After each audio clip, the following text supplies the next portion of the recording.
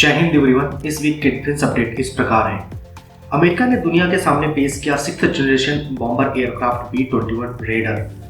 जल्द ही भारत की तीनों सेनाओं में शामिल होगी अमेरिकी प्रेडेटर ड्रोन। 4 दिसंबर को मनाया गया भारतीय नेवी दिवस। भारत के पहले मानव मिशन गगनयान में देरी। चीन काम कर रहा है मिशन शार्प नाइफ पर। भारत ने 5400 किलोमीटर के समुद्री इलाके में जारी किया नोटडाउन। बीएसएफ का जवान गलती से पहुंचा पाकिस्तानी सीमा में। वायुसेना में शामिल होगी रैम्पेज मिसाइल। इसरो ने किया ट्राइसोनिक विंड टनल का पहला ब्लोडाउन परीक्षण। भारत करेगा न्यूक्लियर पावर प्लांट्स का विस्तार।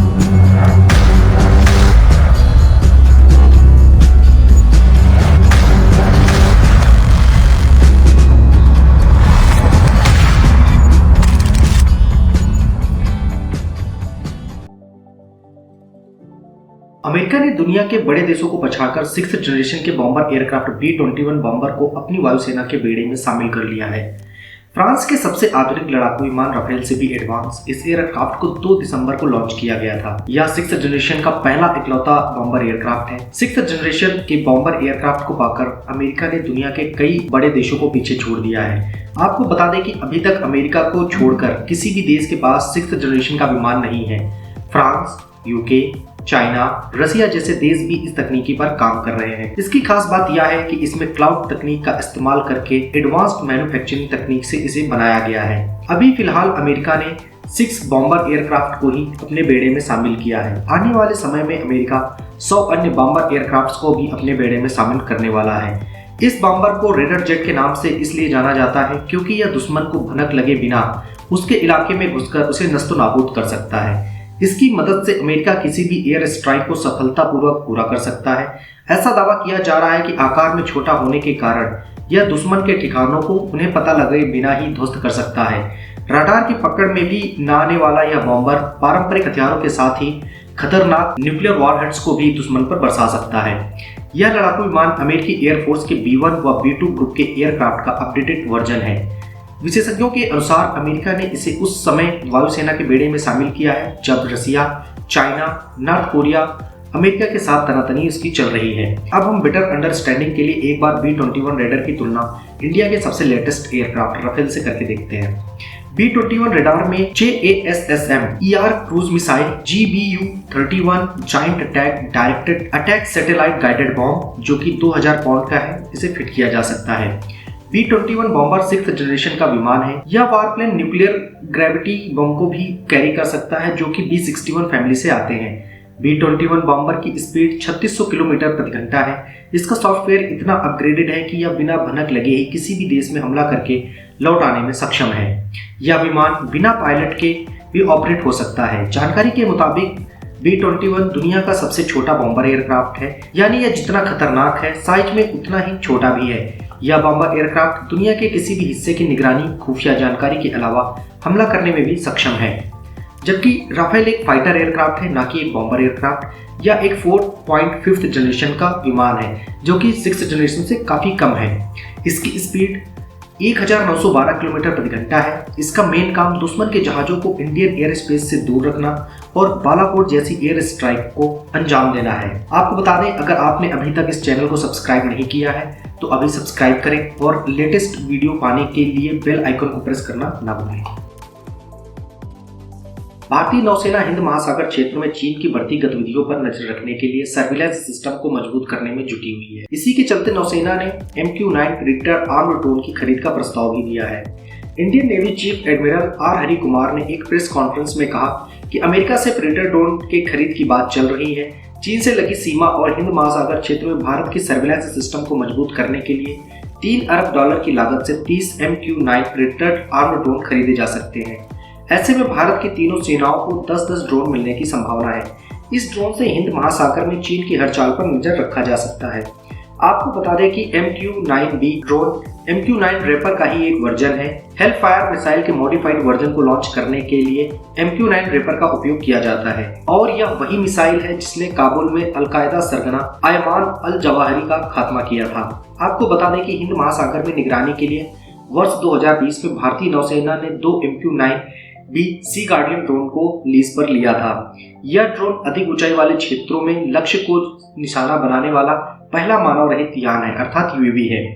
MQ-9B प्रेडेटर ड्रोन की अगर खासियत की बात करें तो यह ड्रोन काफी हाईटेक होने के कारण लगभग 35 घंटे तक हवा में रह सकता है। इससे लगाया गया निशाना एकदम अचूक और सटीक होता है, जैसे कि अमेरिका ने अल कायदा प्रमुख अल जवाहिरी को मारने के वक्त किया था। यह समुद्र में हो या जमीनी लक्ष्य सबको निशाना बना सकता है। ऊंचाई वाले इलाकों में तैनात करने के लिए इसमें खास तकनीकी का प्रयोग किया गया है। इसकी खास बात यह है कि यह उन इलाकों में भी तैनात किया जा सकता है जहां पे सेना का जाना मुश्किल है। दुश्मन के ठिकानों को बर्बाद करने और इंटेलिजेंस इंफॉर्मेशन जुटाने में भी ये ड्रोन बहुत ही ज़्यादा कारगर है। भारतीय सेना के लिए यह ड्रोन इसलिए भी खास है क्योंकि यह ऊंचाई वाले इलाकों में तैनात किया जा सकता है। इससे सेना LAC पर अपनी चौकसी बढ़ा सकती है। लद्दाख और अन्य क्षेत्रों में भी इसकी तैनाती की जा सकती है। इंडियन नेवी हर साल 4 दिसंबर को इंडियन नेवी डे मनाती है। क्यों मनाती है इसको हमने अलग एक वीडियो में ऑलरेडी डिस्कस किया है, उसको आप आई बटन में जाकर क्लिक करके देख सकते हैं। फिर भी आपकी जानकारी के लिए 1971 भारत पाक युद्ध के दौरान आज ही के दिन इंडियन नेवी ने पाकिस्तानी सेना को उसकी सरजमी पे धूल चटाई थी। पाकिस्तान ने भारत से भिड़ने की कोशिश की थी और फिर इंडियन नेवी ने पाक के जासूसी जहाज गाजी को समुद्र में ही डुबो दिया था। आपको बता दें कि इंडियन नेवी की रैंकिंग टॉप 10 देशों में है, जबकि पाकिस्तान इस लिस्ट में टॉप के 25 देशों में भी शामिल नहीं है। इंडियन नेवी की विश्व रैंकिंग की बात करें तो अमेरिका, चीन, रूस, इंडोनेशिया, कोरिया और जापान के बाद भारत का स्थान आता है। इस लिस्ट में भारत 7वां स्थान रखता है। वहीं पाकिस्तान का स्थान ब्राजील, स्वीडन, नीदरलैंड और पुर्तगाल जैसे देशों से भी कहीं पीछे 28वें नंबर पर है। जाहिर है कि पाकिस्तान कितनी भी अकड़ क्यों न दिखा ले, 1971 की जंग में भारतीय नौसेना ने उसे जो सबक सिखाया था वह उसे जिंदगी भर नहीं भूल पाएगा। इंडियन नेवी डे पर Indian navy chief are Hari Kumar ने INS विक्रांत की कमीशनिंग को ऐतिहासिक बताया। उन्होंने कहा कि INS विक्रांत का कमीशन देश और नौसेना के लिए एक ऐतिहासिक घटना है और यह वास्तव में आत्मनिर्भरता का एक मशाल वाहक है। नौसेना प्रमुख ने कहा कि हम अपनी सुरक्षा आवश्यकताओं के लिए दूसरे देशों पर निर्भर नहीं रह सकते हैं। सरकार ने हमें आत्मनिर्भर भारत पर बहुत स्पष्ट दिशा निर्देश दिए हैं और हम 2047 तक आत्मनिर्भर नौसेना बन जाएंगे। एडमिरल आर हरि कुमार ने कहा कि एक नौसेना फ्लैग का अनावरण औपनिवेशिक प्रतीकों और प्रथाओं के अवशेषों को दूर करने या हटाने की सरकार की नीति के अनुरूप है। इसीलिए नौसेना ने नए ध्वज का अनावरण किया है। नए डिजाइन को नेवी के ही एक सेलर ने बनाया है। नौसेना प्रमुख ने अग्निपथ स्कीम पर भी बात की और उन्होंने कहा कि अभी तक कुल 3000 अग्निवीरों को रिक्रूट किया गया है, जिसमें से 341 महिला नौसैनिक हैं। एडमिरल आर हरि कुमार ने कहा, अगले साल हम महिला अधिकारियों को सभी शाखाओं में शामिल करने पर विचार कर रहे हैं। नौसेना प्रमुख एडमिरल आर हरि कुमार ने बुधवार को कहा कि नए कमीशन किए गए विमान वाहक पोत INS विक्रांत के साथ विमान का इंटीग्रेशन अगले साल मई या जून तक पूरा होने की संभावना है। उन्होंने कहा कि एयरक्राफ्ट इंटीग्रेशन टेस्ट शुरू कर दिए गए हैं। साथ ही बताया कि पहली चीज जो हमें सबसे पहले जांचने की जरूरत है वह विमान लैंडिंग सिस्टम और वे परीक्षण वर्तमान में चल रहे हैं और इसे मई तक पूरा करने की उम्मीद है। आपको बता दें कि जल्द ही हम एक नई सीरीज स्टार्ट करने जा रहे हैं जिसमें हम डिफेंस से रिलेटेड जरूरी क्वेश्चंस को भी डिस्कस करेंगे जो कि अक्सर एग्जाम में पूछे जाते हैं। टॉप प्रिंट की रिपोर्ट के मुताबिक भारतीय स्पेस एजेंसी इसरो का इंसानों को पहली बार अंतरिक्ष में भेजने से जुड़ा मिशन गगनयान कोरोना के कारण देरी से चल रहा है। यह मिशन 2021 में लॉन्च होना था, लेकिन माना जा रहा है कि अब यह 2024 में लॉन्च हो सकता है। भारत सरकार ने साल 2022 में पहले मानव अंतरिक्ष अभियान को लॉन्च करने की योजना बनाई थी, जो भारत की आजादी की 75वीं वर्षगांठ का वर्ष है, लेकिन कोविड-19 महामारी के चलते ऐसा नहीं हो सका। भारतीय अंतरिक्ष अनुसंधान संगठन इसरो ने अभी तक इस पर कोई भी रिवाइज्ड टाइमलाइन जारी नहीं की है। आपको बता दें कि मिशन गगनयान का उद्देश्य 3 अंतरिक्ष यात्रियों के दल को सतह से 400 किलोमीटर ऊपर की कक्षा में ले जाना है। इस परियोजना की बात पहली बार 2007 में की गई थी। औपचारिक रूप से इसकी शुरुआत 2018 में हुई और इसके लिए 10,000 करोड़ रुपए आवंटित हुए। आपको बता दें कि पहला क्रू मिशन दिसंबर 2021 में लॉन्च होना था। फाइनल लॉन्च से पहले दिसंबर 2020 और जुलाई 2021 में 2 बिना क्रू वाले मिशन लॉन्च किए जाने थे। सरकार इस दौरान दावा करती रही है कि कोरोना के कारण परियोजना में कोई देरी नहीं होगी, लेकिन पहले क्रू मेंबर वाली उड़ान को 2020 से 2021 और फिर 2022 के लिए पोस्टपोन किया गया। लेकिन इसी साल सितंबर में केंद्रीय विज्ञान और प्रौद्योगिकी राज्य मंत्री जितेंद्र सिंह ने डेट्स को 2023 तक के अंत और 2024 की शुरुआत तक रिवाइज किया है, लेकिन इस मामले पर इसरो ने अभी तक कोई भी स्पष्टीकरण नहीं दिया है। अधिकारियों के मुताबिक परीक्षण उड़ान के दौरान अंतरिक्ष यान को 15 किलोमीटर की ऊंचाई पर भेजा जाएगा ताकि पैराशूट के जरिए धरती पर चालक दल के सदस्यों की वापसी सुनिश्चित की जा सके। दूसरे मानव रहित उड़ान में इसरो व्योम मित्र नाम का एक रोबोट भेजेगा जो एक इंसान के शरीर में होने वाले दबावों को मॉनिटर करेगा।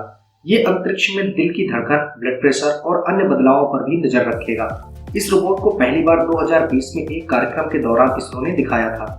आपको बता दें कि इस चालक दल का हिस्सा बनने के लिए 2018 में वायुसेना के 12 पायलटों को शॉर्टलिस्ट किया गया था। Institute of aerospace medicine Bangalore में उनका फिजिकल और साइकोलॉजिकल टेस्ट भी किया गया था। इसमें से 4 पायलटों को आगे की ट्रेनिंग के लिए जनवरी 2020 में रसिया भेजा गया था। इस साल मई में बेंगलोर में एक स्पेस क्रू ट्रेनिंग फैसिलिटी भी बनाई गई थी। यहाँ चारों अंतरिक्ष यात्री theory, physical fitness, flying suit testing, microgravity समेत अन्य चीजों से भी गुजरेंगे। जानकारी के मुताबिक गगनयान मिशन LVM-3 रॉकेट से लॉन्च किया जाएगा। चालक दल को अंतरिक्ष में पहुंचने में टोटल 16 मिनट लगेंगे, जहां पर वे साइंटिफिक एक्सपेरिमेंट करने में 3 दिन बिताएंगे। अंतरिक्ष यात्री पृथ्वी की कक्षा में सतह से 400 किलोमीटर के ऊपर रहेंगे। वापस लौटने के दौरान क्रू जिस कैप्सूल में रहेंगे वह 120 किलोमीटर की ऊंचाई पर अलग होगा। यहाँ अलग होने के लगभग 36 मिनट बाद वो पास में ही समुद्र में गिरेगा।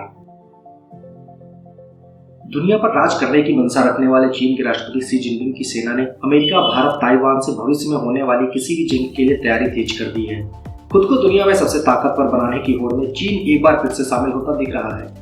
पिछले कुछ साल में भारत, ताइवान और अमेरिका के साथ बने तनावपूर्ण माहौल को देखते हुए शी जिनपिंग चीन की सेना को मजबूत और हाईटेक बनाने में जुट गए हैं।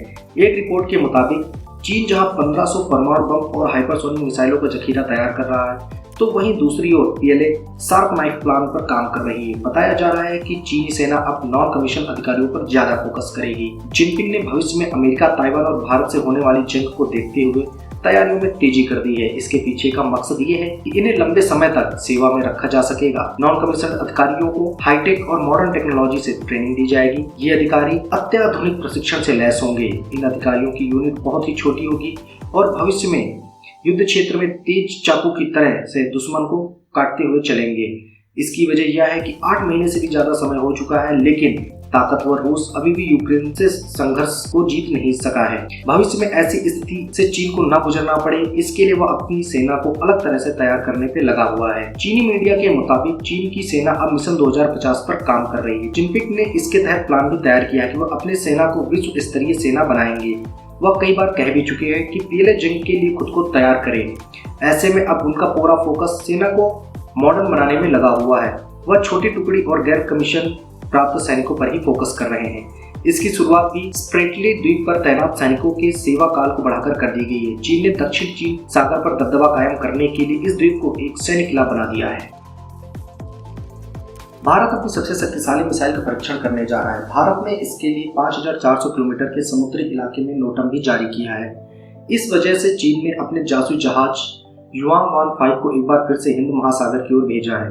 दरअसल भारत ने हिंद महासागर में नाविकों को सतर्क करने के लिए एक नोटम अर्थात नोटिस टू एयरमैन को जारी किया है और कहा है कि वो 15 से 16 दिसंबर के बीच एक परीक्षण उड़ान को आयोजित करने जा रहा है। भारत ने 5400 किलोमीटर का नोटम जारी करके संकेत दिया है कि वह अग्नि 5 मिसाइल का परीक्षण कर सकता है। 3 चरणों वाले अग्नि 5 का पहला यूजर ट्रायल अक्टूबर 2021 में किया गया था।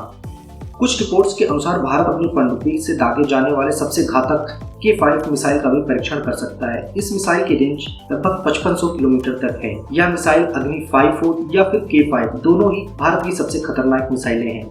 इन किलर मिसाइलों के परीक्षण की कामयाबी यह सुनिश्चित करेगी कि भारत चीन के किसी भी हिस्से को कभी भी निशाना बना सकती है। भारत ने अक्सर अग्नि 5 मिसाइल का कम दूरी करके परीक्षण किया है, जिसकी मारक क्षमता आधिकारिक रूप से 5400 किलोमीटर तक है। यह मिसाइल चीन की मुख्य भूमि के किसी भी हिस्से को तबाह करने में सक्षम है। माना जा रहा है कि भारत इस मिसाइल की चीन तक मार करने की ताकत का परीक्षण करने के लिए इस बार पूरी रेंज के साथ टेस्ट करने जा रहा है। ओपन सोर्स इंटेलिजेंस डेटा ने सैटेलाइट तस्वीरों के आधार पर यह अंदाजा लगाया जा रहा है कि यह जहाज हिंद महासागर की ओर बढ़ रहा है या वही जासूसी जहाज है जो पिछले दिनों हिंद महासागर में आया था और श्रीलंका के हम्बनटोटा बंदरगाह पर इसने शरण ली थी। भारत और अमेरिका ने इस चीनी जासूसी जहाज का श्रीलंका में रुकने पर कड़ा विरोध भी किया था। युआंग 5 जहाज सैकड़ों किलोमीटर दूर से ही मिसाइलों को ट्रैक करने की क्षमता रखता है। आपको बता दें कि अग्नि 5 को tri service strategic force command SFC में शामिल किए जाने का प्रोसेस चल रहा है। 3 स्टेज वाले अग्नि 5 मिसाइल का पहला यूजर ट्रायल अक्टूबर 2021 में किया गया था। ये मिसाइल चीन के सुदूर उत्तर इलाके तक लक्ष्य को खत्म करने की क्षमता रखती है।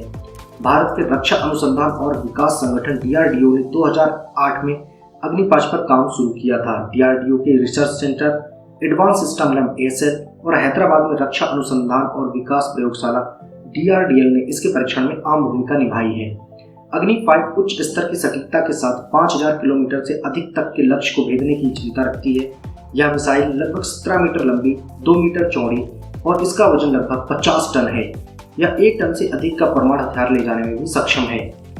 अग्नि 5 मिसाइल के अब तक 8 टेस्ट हो चुके हैं। इस मिसाइल का पहला टेस्ट अप्रैल 2012 को हुआ था। चीन ने हाल ही में अपने डिफेंस आर्मरी का विस्तार किया है और चीन के पास लगभग 350 परमाणु हथियार हैं, जबकि Stockholm International Peace Institute SIPRI के अनुसार पाकिस्तान के पास लगभग 165 परमाणु हथियार हैं। पंजाब में भारत पाकिस्तान इंटरनेशनल बॉर्डर पर तैनात बॉर्डर सिक्योरिटी फोर्स का एक जवान गलती से जीरो लाइन पार कर पाकिस्तानी इलाके में पहुंच गया। घने कोहरे के कारण जवान से यह गलती हो गई। पाकिस्तानी एरिया में पहुंचते ही इस जवान को पाक रेंजर्स ने गिरफ्तार कर लिया। जवान बीएसएफ की 66 बटालियन का है। जैसे ही उसके बॉर्डर पार करने की सूचना मिली, अधिकारी हरकत में आ गए। यह घटना बीएसएफ के फिरोजपुर सेक्टर की है। आपको बता दें कि बीएसएफ के जवान डेली रूटीन गश्त करते हैं। बीएसएफ के जवान फिरोजपुर सेक्टर में अबोहर एरिया में भारत पाक बॉर्डर पर फेंसिंग के पार पड़ने वाले भारतीय इलाके में रूटीन सर्च कर रहे थे। यहाँ धुंध इतनी अधिक थी कि जवान जीरो लाइन क्रॉस कर गया।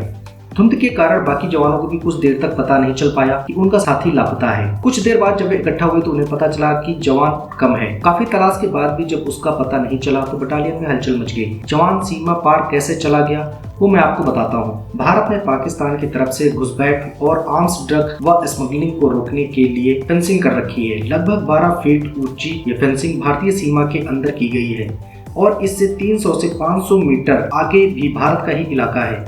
इसके बाद इंटरनेशनल बॉर्डर अर्थात जीरो लाइन है, जहां सफेद कलर से लाइन खींची गई है। घनी धुंध होने के कारण यह सफेद लाइन कई बार सुरक्षा सैनिकों को नहीं दिखाई पड़ती है, जिससे वे आगे पाकिस्तानी सीमा में गलती से चले जाते हैं। फेंसिंग के पार पड़ने वाले भारतीय क्षेत्र में किसान खेती भी करते हैं। किसानों को बीएसएफ की ओर से बाकायदा कार्ड भी जारी किए जाते हैं। जब भी कोई किसान खेतों में जाता है तो बीएसएफ के जवान निगरानी के लिए उनके साथ जाते हैं। इसके अलावा हथियार ड्रग्स की तस्करी को रोकने के लिए बीएसएफ के जवान पूरे एरिया में लगातार सर्च करते हैं। अब एक बार हम इंडिया और पाकिस्तान बॉर्डर के बारे में भी देख लेते हैं। भारत पाकिस्तान के बीच लगभग 3323 किलोमीटर का इंटरनेशनल बॉर्डर है। इसके अलावा लैंड ऑफ एक्चुअल कंट्रोल भी है। जम्मू कश्मीर पाकिस्तान के साथ 1222 किलोमीटर का बॉर्डर साझा करता है। इसके बाद राजस्थान 1170 किलोमीटर, गुजरात 506 किलोमीटर और पंजाब 425 किलोमीटर की लाइन साझा करता है।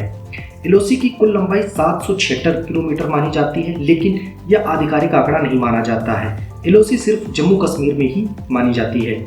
1947 में दोनों देशों के बीच बंटवारे के बाद टकराव हुआ और पाकिस्तानी सेना ने जम्मू कश्मीर के कुछ हिस्से पर कब्जा कर लिया। एलओसी पाकिस्तान के कब्जे वाले कश्मीर और गिलगित बाल्टिस्तान को अलग करती है। 1972 में हुए शिमला समझौते के बाद यह लाइन वजूद में आई थी।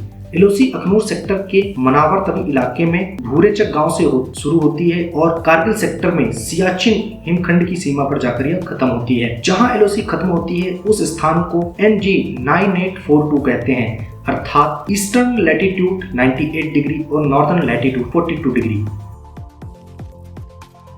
गोवा में इजराइल से खरीदी गई रैम्पेज मिसाइल की नई टेस्टिंग फैसिलिटी बन रही है। चिकलेम में इसे तैयार किया जा रहा है। यह एक लंबी दूरी की हवा से जमीन पर मार करने वाली प्रिसाइज सुपरसोनिक मिसाइल है। इस मिसाइल को इजराइल की एरोस्पेस कंपनी ने बनाया है। यह किसी भी तरह के मौसम में छोड़ी जा सकती है, अर्थात आंधी तूफान जैसी गर्म परिस्थितियों में भी यह मिसाइल अपने टारगेट से चूक नहीं सकती है। इस तरह की मिसाइलों का किसी भी देश को तब फायदा होता है जब वह अपनी सीमा में रहकर ही दुश्मन के किसी खास ठिकाने पर वार करना चाहता है। मिसाइल को रडार पकड़ सकता है, लेकिन इसकी स्पीड तेज होने के कारण दुश्मन इसे इंटरसेप्ट नहीं कर पाता है और अपनी मिसाइल से इसे नष्ट भी नहीं कर पाएगा। ये किसी भी हाई वैल्यू टारगेट को ध्वस्त करने में ज्यादा समय नहीं लगाती है। यह एक GPS गाइडेड मिसाइल है जो ईरान के S-300 डिफेंस सिस्टम को जवाब देने के लिए बनाई गई थी। यह मिसाइल 15 फीट लंबी है और इसका वजन 570 किलोग्राम है। एक बार में किसी भी फाइटर जेट पर 4 ऐसी मिसाइलें लगाई जा सकती हैं। यह GPS, INS गाइडेंस, नेविगेशन और एंटी जैमिंग टेक्नोलॉजी से लैस है, इसीलिए इसे हैक या जैम करके बीच में नहीं रोका जा सकता और ना ही इसकी दिशा बदली जा सकती है। रैम्पेज मिसाइल की खासियत यह है कि यह एक बार फायर करके इसको भूल सकते हैं, अर्थात यह फायर एंड फॉरगेट सिद्धांत पर आधारित होती है। इसकी स्पीड सुपरसोनिक है। इसके हथियार में ब्लास्ट फ्रेगमेंटेशन तकनीकी लगाई जा सकती है, यानी किसी बंकर या किलेबंद स्थान को भी यह तहस नहस कर सकती है। यह अपने टारगेट पर 350 से लेकर के 550 मीटर प्रति सेकंड की गति से टकराती है, यानी कि 21 से लेकर के 33 किलोमीटर प्रति मिनट की दर से यह दुश्मन की ओर बढ़ती है। यह RS-170 इंटरफेस पर वीडियो ट्रांसमिशन को भी सपोर्ट करती है, साथ ही यह वायरलेस कम्युनिकेशन को भी सपोर्ट करती है। इसरो ने विक्रम साराभाई अंतरिक्ष केंद्र अर्थात VSSC में नवनिर्मित ट्राइसोनिक विंड टनल का पहला ब्लोडाउन परीक्षण किया है। यह परीक्षण बुधवार 8 दिसंबर को सफलतापूर्वक तिरुवनंतपुरम में आयोजित किया गया।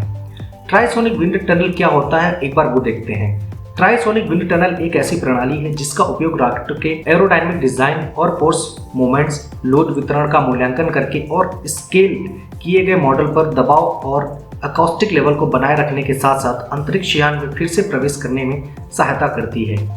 अंतरिक्ष एजेंसी इसरो द्वारा साझा किए गए एक बयान में कहा गया कि सुरंग की कुल लंबाई टोटल 160 मीटर है और इसकी अधिकतम चौड़ाई 5.4 मीटर है। सुरंग का उपयोग 3 उड़ान व्यवस्थाओं में विभिन्न स्पेसशिप के परीक्षण के लिए किया जा सकता है, जिसमें ध्वनि की गति से नीचे, ध्वनि की गति और ध्वनि की गति से ऊपर भी परीक्षण शामिल है। इसका उपयोग 3 उड़ान व्यवस्थाओं में होने के कारण इसको ट्राइसोनिक विंड टनल कहा गया है। इसरो द्वारा दी गई जानकारी के मुताबिक सुरंग ध्वनि की गति के 0.2 गुना अर्थात 68 मीटर प्रति सेकंड से 4 गुना ध्वनि की गति अर्थात 1360 मीटर प्रति सेकंड तक उड़ान की स्थिति का इमिटेशन कर सकती है।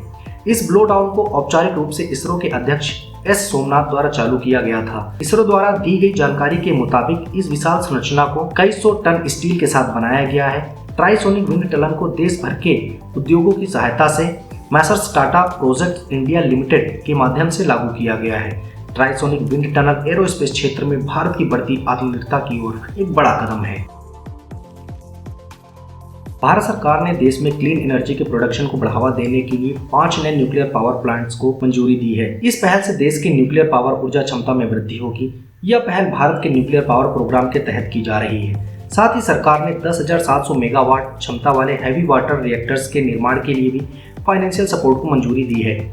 न्यूक्लियर पावर प्रोग्राम के एम की बात करें तो न्यूक्लियर पावर प्रोग्राम का मुख्य उद्देश्य देश की ऊर्जा जरूरतों को पूरा करना है। साथ ही इसकी मदद से देश के थोरियम रिजर्व का उपयोग ऊर्जा उत्पादन में किया जा सकेगा। इसकी मदद से देश में एक स्थायी ऊर्जा का ढांचा भी विकसित हो सकता है। भारत ने अपनी ऊर्जा जरूरतों को पूरा करने के लिए देश में 3 फेज में न्यूक्लियर पावर प्रोग्राम को तैयार किया है। भारत के पास यूरेनियम भंडार बहुत कम मात्रा में है, लेकिन देश में थोरियम रिजर्व अधिक मात्रा में है। भारत में लगभग 400,000 टन थोरियम रिजर्व है, जो कि ग्लोबल थोरियम रिजर्व का लगभग 25% है। यह एक विखंडनीय पदार्थ अर्थात फिजिबल मटेरियल नहीं है, लेकिन इसे यूरेनियम 233 में कन्वर्ट करके इसका उपयोग न्यूक्लियर पावर के रूप में किया जा सकता है। भारत के परमाणु कार्यक्रम के जनक होमी जहांगीर भाभा ने भारत के 3 फेज परमाणु ऊर्जा कार्यक्रम को तैयार किया था। 3 फेज में न्यूक्लियर पावर प्रोग्राम की शुरुआत वर्ष 1994 में की गई थी। अब एक बार देख लेते हैं कि इंडिया का 3 फेज न्यूक्लियर पावर प्रोग्राम क्या है। इसमें स्टेज 1 में प्रेशराइज्ड हैवी वाटर रिएक्टर है, जो कि प्राकृतिक यूरेनियम पर आधारित होता है। इसमें 99.3% यूरेनियम 238